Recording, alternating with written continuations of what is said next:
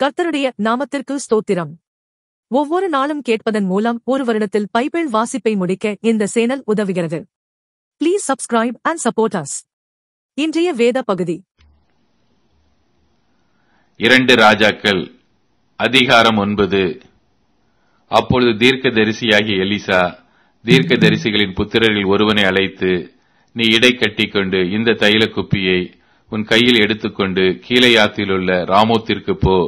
நீ அங்கே சேர்ந்தபோது நிம்சியின் மகனான யோசபாத்தின் குமாரன் யெகூ எங்கே இருக்கிறான் என்று பார்த்து அங்கே உட்பிரவேசித்து அவனை தன் சகோதரரின் நடுவில் இருந்து எழுந்திருக்க பண்ணி அவனை உள்ளான ஒரு அறையிலே அழைத்துக் கொண்டு போய் தைல குப்பியை எடுத்து அவன் தலையின் மேல் வார்த்து, உன்னை இஸ்ரவேலின் மேல் ராஜாவாக அபிஷேகம் பண்ணினேன் என்று கர்த்தர் சொல்லுகிறார் என்று சொல்லி கதவை திறந்து தாமதியாமல் ஓடிப்போ என்றான். அப்படியே தீர்க்கதரிசியின் ஊழியக்காரனாகிய அந்த வாலிபன் கீலேயாத்திலுள்ள ராமோத்திற்கு போனான். அவன் உட்பிரவேசித்த போது சேனாபதிகள் அங்கே உட்கார்ந்திருந்தார்கள். அப்பொழுது அவன், சேனாபதியே, உமக்கு சொல்ல வேண்டிய ஒரு வார்த்தை உண்டு என்றான். அதற்கு யெகூ, எங்கள் எல்லாருக்குள்ளும் யாருக்கு என்று கேட்டதற்கு அவன், சேனாபதியாகிய உமக்குத்தான் என்றான். அவன் எழுந்து அறை வீட்டிற்குள் பிரவேசித்தான். அவன் அந்த தைலத்தை அவன் தலையின் மேல் வார்த்து அவனை நோக்கி, இஸ்ரவேலின் தேவனாகிய கர்த்தர் சொல்லுகிறது என்னவென்றால், உன்னை கர்த்தருடைய ஜனமாகிய இஸ்ரவேலின் மேல் ராஜாவாக அபிஷேகம் பண்ணினேன். நான் என் ஊழியக்காரராகிய தீர்க்கதரிசிகளின் இரத்த பழியையும் கர்த்தருடைய சகல ஊழியக்காரரின் இரத்த பழியையும் எசபேலின் கையிலே வாங்கும்படிக்கு நீ உன் ஆண்டவனாகிய ஆகாபின் குடும்பத்தை அழித்துவிட கடவாய். ஆகாபின் குடும்பமெல்லாம் அழியும்படிக்கு நான் ஆகாபுக்கு சுவரில் நீர்விடும் ஒரு நாய் முதலாய் இராதபடிக்கு இஸ்ரவேலிலே அவனுடையவர்களில் அடைப்பட்டவனையும் விடுபட்டவனையும் கருவறுத்து ஆகாவின் குடும்பத்தை நேபாத்தின் குமாரனாகிய யெரொபெயாமின் குடும்பத்துக்கும் அகியாவின் குமாரனாகிய பாஷாவின் குடும்பத்துக்கும் சரியாக்குவேன். எசபேலை இஸ்ரேலின் நிலத்திலே நாய்கள் தின்றுவிடும், அவளை அடக்கம் பண்ணுகிறவன் இல்லை என்கிறார் என்று சொல்லி கதவை திறந்து ஓடிப்போனான். யெகூ தன் ஆண்டவனுடைய ஊழியக்காரரிடத்திற்கு திரும்பி வந்தபோது அவர்கள் அவனை நோக்கி, சுக செய்தியா? அந்த பைத்தியக்காரன் உன்னிடத்தில் வந்தது என்ன என்று கேட்டார்கள். அதற்கு அவன், அந்த மனுஷனையும் அவன் சொன்ன காரியத்தையும் நீங்கள் அறிவீர்கள் என்றான். அதற்கு அவர்கள், அது பொய், அதை எங்களுக்கு சொல்லும் என்றார்கள். அப்பொழுது அவன், நான் உன்னை இஸ்ரவேலின் மேல் ராஜாவாக அபிஷேகம் பண்ணினேன் என்று கர்த்தர் உரைக்கிறார் என்று இன்ன பிரகாரமாக என்னிடத்தில் சொன்னான் என்றான். அப்பொழுது அவர்கள் தீவிரமாய் அவரவர் தங்கள் வஸ்திரத்தை படிகளின் உயரத்தில் அவன் கீழே விரித்து எக்காலம் ஊதி, யெகூ ராஜாவானான் என்றார்கள். அப்படியே நிம்சியின் மகனாகிய யோசபாத்தின் குமாரன் யெகூ என்பவன் யோராமுக்கு விரோதமாய் கட்டுப்பாடு பண்ணினான். யோராமோ இஸ்ரவேலர் எல்லாரோடும் கூட கீலேயாத்திலுள்ள ராமோத்திலே சீரியாவின் ராஜாவாகிய ஆசகேலி நிமித்தம் காவல் வைத்தான். ஆனாலும் சீரியாவின் ராஜாவாகிய ஆசகேலோடே பண்ணின யுத்தத்திலே சீரிய தன்னை வெட்டின காயங்களை இஸ்ரேலிலே ஆற்றிக் கொள்ளுகிறதற்கு ராஜாவாகிய யோராம் திரும்பி போயிருந்தான். யெகூ என்பவன், இது உங்களுக்கு சம்மதியாயிருந்தால் இஸ்ரேலில் இதை அறிவிக்கிறதற்கு ஒருவரும் பட்டணத்தில் இருந்து தப்பி போகும்படி விடாதிருங்கள் என்றான். அப்பொழுது யெகூ ரதத்தின் மேல் ஏறி இஸ்ரேலுக்கு நேராக போனான். யோராம் அங்கே வியாதியாய் கிடந்தான். யோராமை பார்க்க யூதாவின் ராஜாவாகிய அகசியாவும் அங்கே வந்திருந்தான். இஸ்ரேலில் கோபுரத்தின் மேல் நிற்கிற ஜாமாக்காரன் யெகூவின் கூட்டம் வருகிறதைக் கண்டு, ஒரு கூட்டத்தை காண்கிறேன் என்றான். அப்பொழுது யோராம், நீ ஒரு குதிரை வீரனை கூப்பிட்டு அவர்களுக்கு எதிராக அனுப்பி சமாதானமா என்று கேட்கச் சொல் என்றான். அந்த குதிரை வீரன் அவனுக்கு எதிர்கொண்டு போய், சமாதானமா என்று ராஜா கேட்கச் சொன்னார் என்றான். அதற்கு யெகூ, சமாதானத்தை பற்றி உனக்கு என்ன? என் பிறகே திரும்பி வா என்றான். அப்பொழுது ஜாமக்காரன் அனுப்பப்பட்டவன் அவர்கள் இருக்கும் இடமட்டும் போன போதிலும் திரும்பி வரவில்லை என்றான். ஆகையால் வேறொரு குதிரை வீரனை அனுப்பினான். அவன் அவர்களிடத்தில் போய், சமாதானமா என்று ராஜா கேட்கச் சொன்னார் என்றான். அதற்கு யெகூ, சமாதானத்தை பற்றி உனக்கு என்ன? என் பிறகே திரும்பி வா என்றான். அப்பொழுது ஜாமக்காரன், அவன் அவர்கள் இருக்கும் இடம் மட்டும் போன போதிலும் திரும்பி வரவில்லை என்றும், ஓட்டுகிறது நிம்சியின் குமாரனாகிய யெகூ ஓட்டுகிறது போல இருக்கிறது, அதிவேகமாய் ஓட்டுகிறான் என்றும் சொன்னான். அப்பொழுது யோராம் ரதத்தை ஆயத்தப்படுத்து என்றான். அவனுடைய ரதத்தை ஆயத்தப்படுத்தின போது இஸ்ரவேலின் ராஜாவாகிய யோராமும் யூதாவின் ராஜாவாகிய அகசியாவும் அவன் தன் ரதத்தில் ஏறி யெகூவுக்கு நேராக புறப்பட்டு இஸ்ரவேலியனாகிய நாபோத்தின் நிலத்திலே அவனுக்கு எதிர்ப்பட்டார்கள்.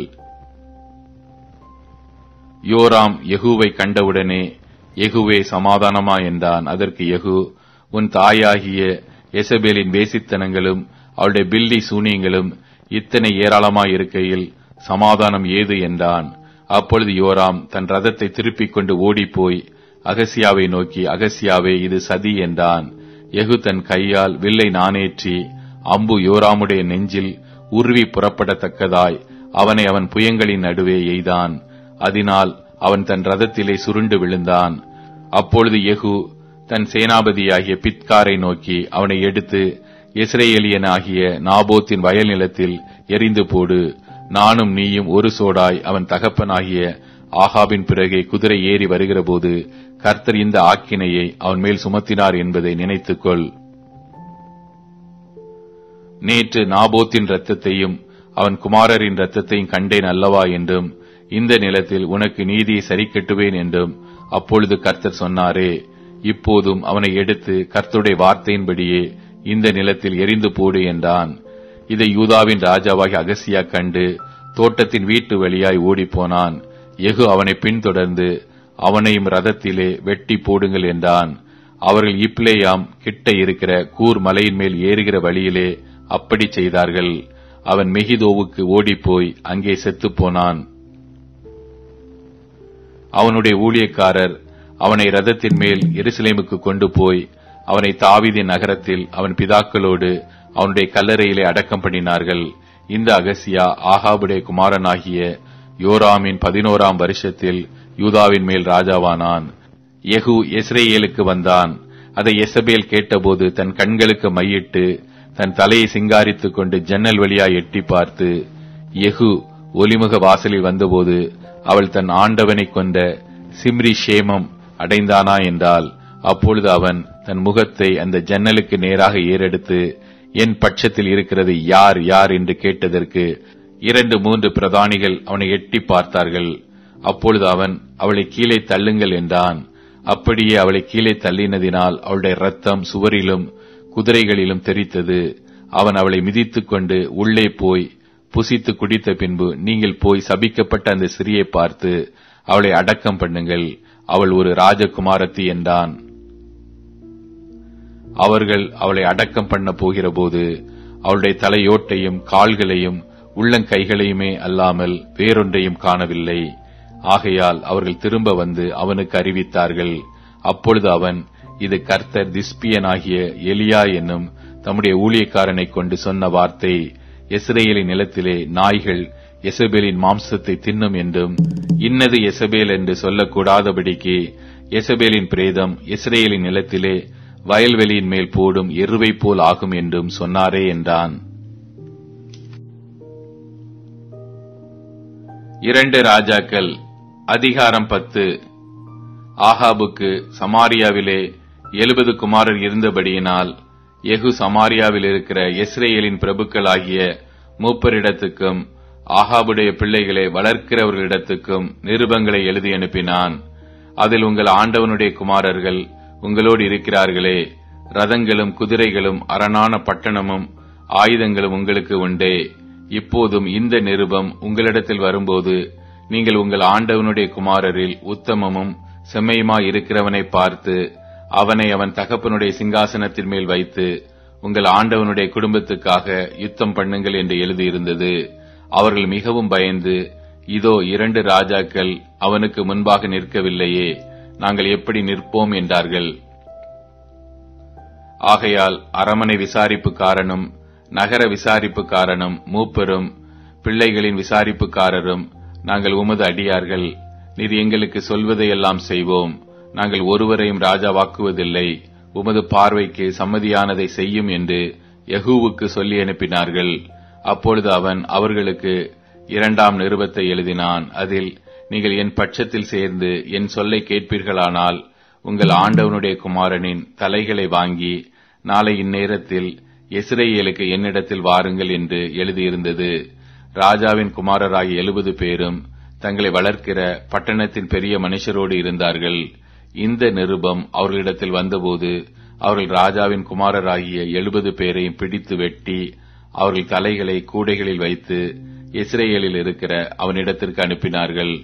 அனுப்பப்பட்ட ஆள் வந்து ராஜகுமாரரின் தலைகளை கொண்டு வந்தார்கள் என்று அவனுக்கு அறிவித்தபோது அவன் விடியற்காலம் மட்டும் அவைகளை ஒலிமுக வாசலில் 2 குவியலாக குவித்து வையுங்கள் என்றான். மறுநாள் காலமே அவன் வெளியே வந்து நின்று சகல ஜனங்களை நோக்கி, நீங்கள் நீதிமான்கள் அல்லவா? இதோ என் ஆண்டவனுக்கு விரோதமாக கட்டுப்பாடு பண்ணி அவனை கொன்று போட்டேனே. ஆனாலும் இவர்கள் எல்லாரையும் கொன்றவன் யார்? ஆதலால் கர்த்தர் ஆகாபின் குடும்பத்தாருக்கு விரோதமாக சொன்ன கர்த்தருடைய வார்த்தைகளில் ஒன்றும் தரையிலே விழவில்லை என்பதை அறிந்து கொள்ளுங்கள். கர்த்தர் தம்முடைய ஊழியக்காரனாகிய எலியாவை கொண்டு சொன்னதை செய்தார் என்றான். இஸ்ரவேலிலும் ஆகாபின் குடும்பத்தாரில் மீதியான யாவரையும், அவனுக்கு இருந்த எல்லா மந்திரிகளையும், அவனைச் சேர்ந்த மனுஷரையும், அவனுடைய ஆசாரியர்களையும், அவனுக்கு ஒருவரையும் மீதியாக வைக்காதபடிக்கு யெகூ கொன்று போட்டான். பின்பு அவன் எழுந்து சமாரியாவுக்கு போக புறப்பட்டான். வழியிலே அவன் ஆட்டு மயிர் கத்தரிக்கிற மேய்ப்பரின் ஊர் இருக்கும் இடத்துக்கு வந்தபோது யூதாவின் ராஜாவாகிய அகசியாவின் சகோதரரை அங்கே கண்டு, நீங்கள் யார் என்று கேட்டான். அவர்கள், நாங்கள் அகசியாவின் சகோதரர். நாங்கள் ராஜாவின் பிள்ளைகளையும் ராஜஸ்திரியின் பிள்ளைகளையும் வினவுகிறதற்கு போகிறோம் என்றார்கள். அப்பொழுது அவன், இவர்களை உயிரோடே பிடியுங்கள் என்றான். அவர்களை உயிரோடே பிடித்து 42 பேர்களாகிய அவர்களை ஆட்டு மயிர் கத்தரிக்கிற துறவண்டையிலே வெட்டி போட்டார்கள். அவர்களில் ஒருவனையும் அவன் மீதியாக விடவில்லை. அவன் அவ்விடமிட்டு புறப்பட்ட போது தனக்கு எதிர்ப்பட்ட ரேகாவின் குமாரனாகிய யோனதாபை சந்தித்து அவனை உபசரித்து, என் இருதயம் உன் இருதயத்தோடே செம்மையாய் இருக்கிறது போல உன் இருதயமும் செம்மையாய் இருக்கிறதா என்று கேட்டான். அதற்கு யோனதாப், அப்படியே இருக்கிறது என்றான். அப்படி இருக்கிறதானால் உன் கையை தா என்று சொன்னான்.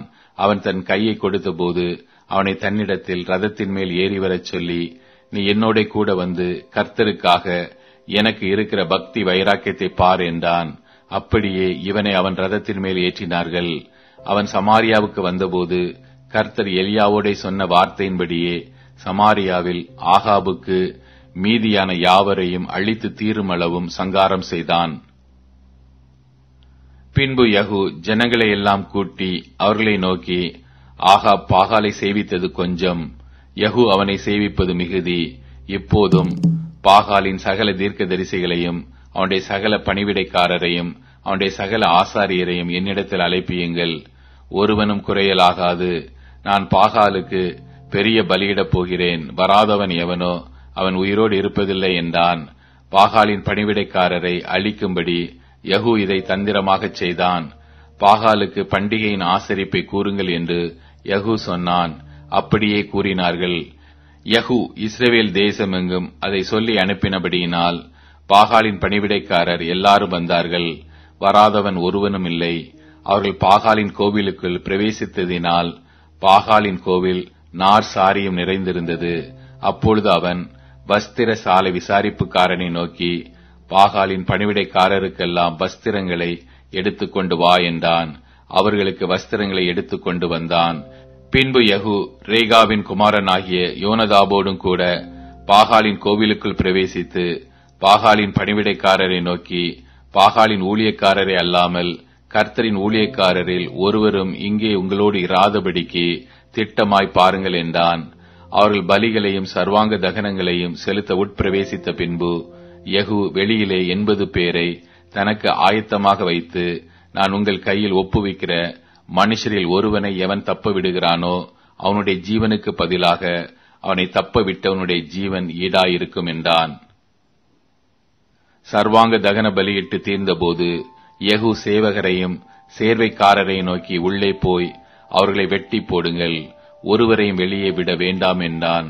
அப்படியே பட்டய கருக்கினால் சேவகரும் சேர்வைக்காரரும் அவர்களை வெட்டி எரிந்து போட்டு பாகால் கோவிலை சேர்ந்த ஸ்தலம் எங்கும் போய் பாகால் கோவில் விக்கிரகங்களை வெளியே எடுத்து வந்து அவைகளை தீக்கொளுத்தி பாகாலின் சிலையை தகர்த்து பாகாலின் கோவிலை இடித்து அதை இந்நாள் வரைக்கும் இருக்கிறது போல மலஜலாதி இடமாக்கினார்கள். இப்படியே யெகூ பாகாலை இஸ்ரவேலில் இராதபடிக்கு அழித்து போட்டான். ஆனாலும் பெத்தேலிலும் தானிலும் வைத்த பொன் கன்றுக்குட்டிகளால் இஸ்ரவேலை பாவம் செய்ய பண்ணின நேபாத்தின் குமாரனாகிய யெரொபெயாமின் பாவங்களை யெகூ விட்டு விலகவில்லை. கர்த்தர் யெகூவை நோக்கி, என் பார்வைக்கு செம்மையானதை நீ நன்றாய் செய்து என் இருதயத்தில் இருந்தபடியெல்லாம் ஆகாபின் குடும்பத்துக்கு செய்தபடியினால் உன் குமாரர் இஸ்ரவேலுடைய சிங்காசனத்தின் மேல் 4 தலைமுறையாக வீற்றிருப்பார்கள் என்றார். ஆனாலும் யெகூ இஸ்ரவேலின் தேவனுடைய கர்த்தரின் நியாயப்பிரமாணத்தின்படி தன் முழு இருதயத்தோடும் நடக்க கவலைப்படவில்லை. இஸ்ரவேலை பாவம் செய்ய பண்ணின யெரொபெயாமின் பாவங்களை விட்டு அவன் விலகவும் இல்லை. அந்நாட்கள் முதல் கர்த்தர் இஸ்ரவேலை குறைந்து போக பண்ணினார். ஆசகேல் அவர்களை இஸ்ரவேலின் எல்லைகளில் எல்லாம் முறியடித்து யோர்தான் துவக்கி கிழக்கிலுள்ள அர்னோன் நதிக்கு சமீபமான ஆரோவேர் முதற்கொண்டிருக்கிற கீலேயாத்திலும் பாசானிலுமுள்ள காதியர், ரூபேனியர், மனாசேயர் இவர்களுடைய தேசமாகிய கீலேயாத் முழுவதை முறியடித்தான். யெகூவின் மற்ற வர்த்தமானங்களும் அவன் செய்தவை யாவும் அவனுடைய எல்லா வல்லமையும் இஸ்ரவேல் ராஜாக்களின் நாளாகம புஸ்தகத்தில் அல்லவோ எழுதியிருக்கிறது. யெகூ தன் பிதாக்களோடு நித்திரையடைந்த பின் அவனை சமாரியாவில் அடக்கம் பண்ணினார்கள். அவன் ஸ்தானத்தில் அவன் குமாரனாகிய யோவாகாஸ் ராஜாவானான். யெகூ சமாரியாவிலே இஸ்ரவேலின் மேல் ராஜ்யபாரம் பண்ணின நாட்கள் 28 வருஷம். மார்க்கு அதிகாரம் 1. தேவனுடைய குமாரனாகிய இயேசு கிறிஸ்துவனுடைய சுவிசேஷத்தின் ஆரம்பம். இதோ, நான் என் தூதனை உமக்கு முன்பாக அனுப்புகிறேன். அவன் உமக்கு முன்னே போய் உமக்கு வழியை ஆயத்தம் பண்ணுவான் என்றும், கர்த்தருக்கு வழியை ஆயத்தப்படுத்துங்கள், அவருக்கு பாதைகளை செவ்வை பண்ணுங்கள் என்று வனாந்தரத்திலே கூப்பிடுகிறவனுடைய சத்தம் உண்டாகும் என்றும் தீர்க்க தரிசன ஆகமங்களில் எழுதியிருக்கிற பிரகாரமாய் யோவான் வனாந்தரத்தில் ஞானஸ்நானம் கொடுத்து பாவ மன்னிப்புக்கென்று மனம் திரும்புதலுக்கேற்ற ஞானஸ்நானத்தை குறித்து பிரசங்கம் பண்ணிக் கொண்டிருந்தான். அப்பொழுது யூதேயா தேசத்தார் அனைவரும் எருசலேம் நகரத்தார் யாவரும் அவனிடத்திற்கு போய் தங்கள் பாவங்களை அறிக்கையிட்டு யோர்தான் நதியில் அவனால் ஞானஸ்நானம் பெற்றார்கள். யோவான் ஒட்டக மயிர் உடையை தரித்து தன் அறையில் வார்க்கச்சியை கட்டி கொண்டவனாயும் வெட்டு கிளியையும் காட்டுத் தேனையும் புசிக்கிறவனாயும் இருந்தான். அவன், என்னிலும் வல்லவர் ஒருவர் எனக்கு பின் வருகிறார், அவருடைய பாத ரட்சைகளின் வாரை குனிந்து அவிழ்க்கிறதற்கும் நான் பாத்திரன் அல்ல. நான் ஜலத்தினால் உங்களுக்கு ஞானஸ்நானம் கொடுத்தேன், அவரோ பரிசுத்த ஆவியினால் உங்களுக்கு ஞானஸ்நானம் கொடுப்பார் என்று பிரசங்கித்தான். அந்த நாட்களில் இயேசு கலிலேயாவில் உள்ள நாசரேத் தூரிலிருந்து வந்து யோர்தான் நதியிலே யோவானால் ஞானஸ்நானம் பெற்றார். அவர் ஜலத்திலிருந்து கரை ஏறினவுடனே வானம் திறக்கப்பட்டதையும் ஆவியானவர் புறாவைப் போல தம்மேல் இறங்குகிறதையும் கண்டார். அன்றியும், நீர் என்னுடைய நேசகுமாரன், உம்மில் பிரியமாயிருக்கிறேன் என்று வானத்திலிருந்து ஒரு சத்தம் உண்டாயிற்று. உடனே ஆவியானவர் அவரை வனாந்தரத்திற்கு போகும்படி ஏவினார். அவர் வனாந்தரத்திலே 40 நாள் இருந்து சாத்தானால் சோதிக்கப்பட்டு அங்கே காட்டு மிருகங்களின் நடுவிலே சஞ்சரித்துக் கொண்டிருந்தார். தேவ தூதர்கள் அவருக்கு ஊழியம் செய்தார்கள். யோவான் காவலில் வைக்கப்பட்ட பின்பு இயேசு கலிலேயாவிலே வந்து தேவனுடைய ராஜ்யத்தின் சுவிசேஷத்தை பிரசங்கித்து, காலம் நிறைவேறிற்று, தேவனுடைய ராஜ்யம் சமீபமாயிற்று, மனம் திரும்பி சுவிசேஷத்தை விசுவாசியுங்கள் என்றார். அவர் கலிலேயா கடலோரமாய் நடந்து போகையில் மீன் பிடிக்கிறவர்களாயிருந்த சீமோனும் அவன் சகோதரன் அந்திரேயாவும் கடலில் வலை போட்டுக் கொண்டிருக்கிற போது அவர்களை கண்டார். இயேசு அவர்களை நோக்கி, என் பின்னே வாருங்கள், உங்களை மனுஷரை பிடிக்கிறவள் ஆக்குவேன் என்றார். உடனே அவர்கள் தங்கள் வலைகளை விட்டு அவருக்கு பின் சென்றார்கள். அவர் அவ்விடம் விட்டு சற்று அப்புறம் போனபோது செபதேயுவின் குமாரன் யாக்கோபும் அவன் சகோதரன் யோவானும் படவிலே வலைகளை பழுது பார்த்து கொண்டிருக்கிறதை கண்டு உடனே அவர்களையும் அழைத்தார். அப்பொழுது அவர்கள் தங்கள் தகப்பனாகிய செபதேயுவை கூலியாட்களோடு படவிலே விட்டு அவருக்கு பின் சென்றார்கள். பின்பு கப்பர் நகுமுக்கு போனார்கள். உடனே அவர் ஓய்வு நாளில் ஜெப ஆலயத்திலே பிரவேசித்து போதகம் பண்ணினார். அவர் வேத பாரகரைப் போல போதியாமல் அதிகாரமுடையவராய் அவர்களுக்கு போதித்தபடியினால் அவருடைய போதகத்தை குறித்து ஜனங்கள் ஆச்சரியப்பட்டார்கள். அவருடைய ஜெப ஆலயத்திலே அசுத்த ஆவியுள்ள ஒரு மனுஷன் இருந்தான். அவன், ஐயோ, நசரேயனாகிய இயேசுவே, எங்களுக்கும் உமக்கும் என்ன? எங்களை கெடுக்கவா வந்தீர்? உம்மை இன்னார் என்று அறிவேன். நீர் தேவனுடைய பரிசுத்தர் என்று சத்தமிட்டான். அதற்கு இயேசு, நீ பேசாமல் இவனை விட்டு புறப்பட்டு போ என்று அதை அதட்டினார். உடனே அந்த அசுத்த ஆவி அவனை அலைக்கழித்து மிகுந்த சத்தமிட்டு அவனை விட்டு போய்விட்டது. எல்லாரும் ஆச்சரியப்பட்டு, இது என்ன? இந்த புதிய உபதேசம் எப்படிப்பட்டது? இவர் அதிகாரத்தோடே அசுத்த ஆவிகளுக்கும் கட்டளையிடுகிறார். அவைகள் இவருக்கு கீழ்ப்படுகிறதே என்று தங்களுக்குள்ளே ஒருவரோடொருவர் சொல்லிக் கொண்டார்கள். அது முதல் அவருடைய கீர்த்தி கலிலேயா நாடெங்கும் பிரசித்தமாயிற்று. உடனே அவர்கள் ஜெப ஆலயத்தை விட்டு புறப்பட்டு யாக்கோபோடும் யோவானோடும் கூட சீமோன் அந்திரேயா என்பவருடைய வீட்டில் பிரவேசித்தார்கள். அங்கே சீமோனுடைய மாமி ஜுரமாய் கிடந்தாள். உடனே அவர்கள் அவளை குறித்து அவருக்கு சொன்னார்கள். அவர் கிட்ட போய் அவள் கையை பிடித்து அவளை தூக்கி விட்டார். உடனே ஜுரம் அவளை விட்டு நீங்கிற்று. அப்பொழுது அவள் அவர்களுக்கு பணிவிடை செய்தாள். சாயங்காலமாகி சூரியன் அஸ்தமித்த போது சகல பிணியாளிகளையும் பிசாசு பிடித்தவர்களையும் அவரிடத்தில் கொண்டு வந்தார்கள். பட்டணத்தார் எல்லாரும் வீட்டு வாசலுக்கு முன்பாக கூடி வந்தார்கள். பலவிதமான வியாதிகளால் உபத்திரவப்பட்டிருந்த அநேகரை அவர் சொஸ்தமாக்கி அநேகம் பிசாசுகளையும் துரத்திவிட்டார். அந்த பிசாசுகள் தம்மை அறிந்திருந்தபடியால் அவைகள் பேசுகிறதற்கு அவர் இடம் கொடுக்கவில்லை. அவர் அதிகாலையிலே இருட்டோடு எழுந்து புறப்பட்டு வனாந்தரமான ஓரிடத்திற்கு போய் அங்கே ஜெபம் பண்ணினார். சீமோனும் அவனோட இருந்தவர்களும் அவரை பின்தொடர்ந்து போய் அவரை கண்டபோது, உம்மை எல்லாரும் தேடுகிறார்கள் என்று சொன்னார்கள். அவர்களை அவர் நோக்கி, அடுத்த ஊர்களிலும் நான் பிரசங்கம் பண்ண வேண்டுமாதலால் அவ்விடங்களுக்கு போவோம் வாருங்கள், இதற்காகவே புறப்பட்டு வந்தேன் என்று சொல்லி கலிலேயா நாடெங்கும் அவருடைய ஜெப ஆலயங்களில் அவர் பிரசங்கம் பண்ணிக்கொண்டும் பிசாசுகளை துரத்தி கொண்டும் இருந்தார்.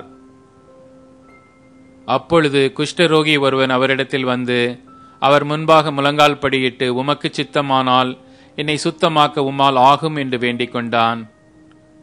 இயேசு மனதுருகி கையை நீட்டி அவனை தொட்டு, எனக்கு சித்தம் உண்டு, சுத்தமாகு என்றார்.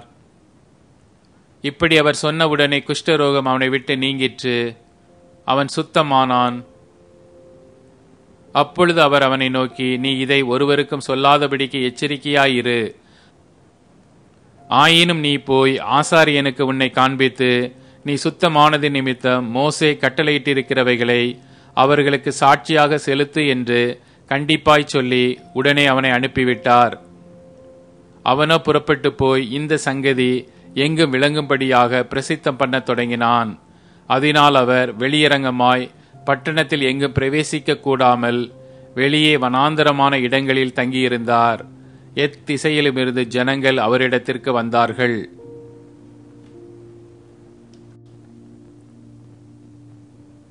மார்க்கு அதிகாரம் 2. சில நாட்களுக்கு பின்பு அவர் மறுபடியும் கப்பர் நகுமுக்கு போனார். அவர் வீட்டில் இருக்கிறார் என்று ஜனங்கள் கேள்விப்பட்டு உடனே வாசலுக்கு முன்னும் நிற்க இடம் போதாதபடிக்கு அநேகர் கூடி வந்தார்கள். அவர்களுக்கு வசனத்தை போதித்தார். அப்பொழுது 4 பேர் ஒரு திமிர்வாதக்காரனை சுமந்து கொண்டு அவரிடத்தில் வந்தார்கள். ஜனக்கூட்டத்தின் நிமித்தம் அவருக்கு சமீபமாய் சேரக்கூடாமல் அவர் இருந்த வீட்டின் மேற்கூரையை பிரித்து திறப்பாக்கி திமிர்வாதக்காரன் கிடக்கிற படுக்கையை இறக்கினார்கள். இயேசு அவர்கள் விசுவாசத்தை கண்டு திமிர்வாதக்காரனை நோக்கி, மகனே, உன் பாவங்கள் உனக்கு மன்னிக்கப்பட்டது என்றார். அங்கே உட்கார்ந்திருந்த வேத பாரகரில் சிலர், இவன் இப்படி தேவ தூஷணம் சொல்லுகிறதென்ன? தேவன் ஒருவரே அன்றி பாவங்களை மன்னிக்கத்தக்கவர் யார் என்று தங்கள் இருதயங்களில் சிந்தித்துக் கொண்டிருந்தார்கள். அவர்கள் தங்களுக்குள்ளே இப்படி சிந்திக்கிறார்கள் என்று இயேசு உடனே தம்முடைய ஆவியில் அறிந்து அவர்களை நோக்கி, நீங்கள் உங்கள் இருதயங்களில் இப்படி சிந்திக்கிறதென்ன? உன் பாவங்கள் உனக்கு மன்னிக்கப்பட்டதென்று சொல்வதோ, எழுந்து உன் படுக்கையை எடுத்துக்கொண்டு நடவென்று சொல்வதோ எது எளிது? பூமியிலே பாவங்களை மன்னிக்க மனுஷகுமாரனுக்கு அதிகாரம் உண்டென்பதை நீங்கள் அறிய வேண்டும் என்று சொல்லி திமிர்வாதக்காரனை நோக்கி, நீ எழுந்து உன் படுக்கையை எடுத்துக்கொண்டு உன் வீட்டுக்கு போ என்று உனக்கு சொல்லுகிறேன் என்றார். உடனே அவன் எழுந்து தன் படுக்கையை எடுத்துக்கொண்டு எல்லாருக்கும் முன்பாக போனான். அப்பொழுது எல்லாரும் ஆச்சரியப்பட்டு, நாம் ஒரு காலம் இப்படி கண்டதில்லை என்று சொல்லி தேவனை மகிமைப்படுத்தினார்கள். அவர் மறுபடியும் புறப்பட்டு கடல் அருகே போனார்.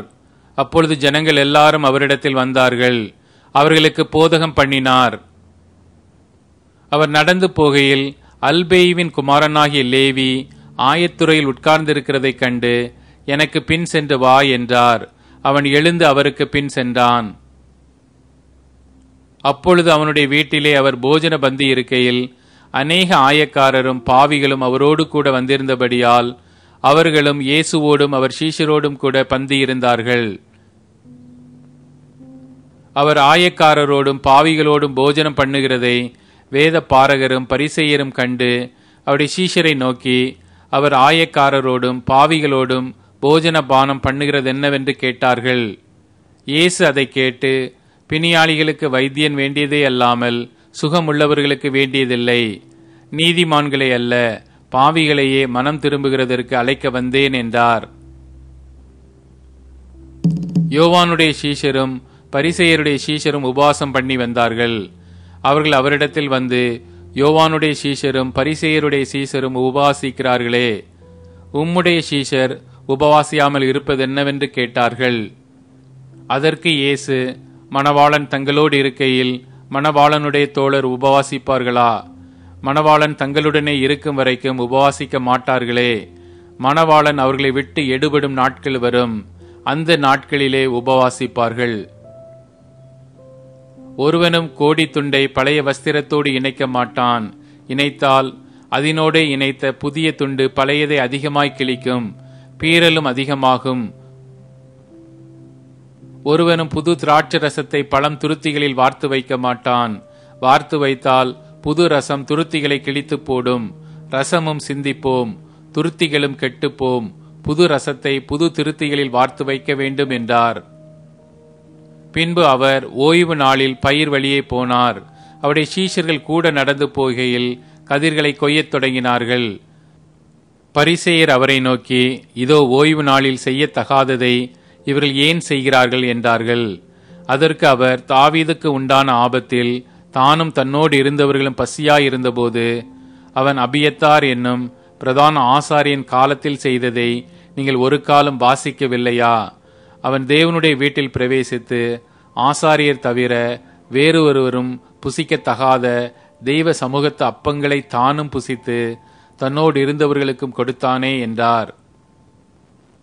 பின்பு அவர்களை நோக்கி, மனுஷன் ஓய்வு நாளுக்காக உண்டாக்கப்படவில்லை, ஓய்வு நாள் மனுஷனுக்காக உண்டாக்கப்பட்டது.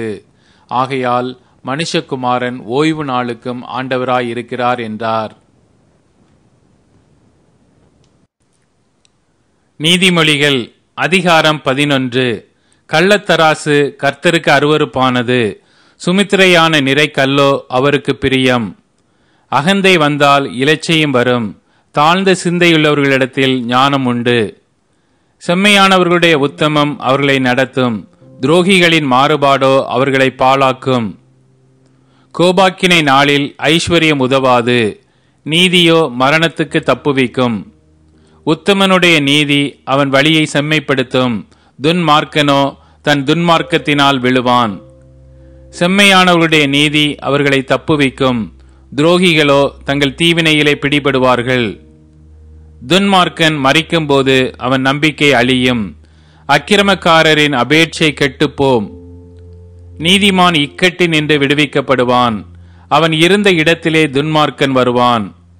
மாயக்காரன் தனக்கு அடுத்தவனை வாயினால் கெடுக்கிறான், நீதிமானோ அறிவினால் தப்புகிறான். நீதிமான்கள் நன்றாயிருந்தால் பட்டணம் களி கூறும், துன்மார்க்கர் அழிந்தால் கம்பீரம் உண்டாகும். செம்மையானவர்களுடைய ஆசீர்வாதத்தினால் பட்டணம் நிலை பெற்றோங்கும், துன்மார்க்கருடைய வாயினால் அது இடிந்து விழும். மதி கெட்டவன் பிறனை அவமதிக்கிறான், புத்திமானோ தன் வாயை அடக்கிக் கொண்டிருக்கிறான்.